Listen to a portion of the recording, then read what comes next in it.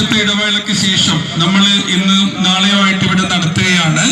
ഈ അവസരത്തിൽ നമ്മളോട് കൂടെ ഇന്നില്ലാത്ത അഭിവന്ദ്യനായ ജനറൽ സെക്രട്ടറി ആയിരുന്ന ജോർജ് കുട്ടി സാർ ഉൾപ്പെടെയുള്ള ജീവിച്ചിരിപ്പുള്ളവരും നമ്മളെ വിട്ടുപിരിഞ്ഞവരുമായ എല്ലാ KFDയുടെ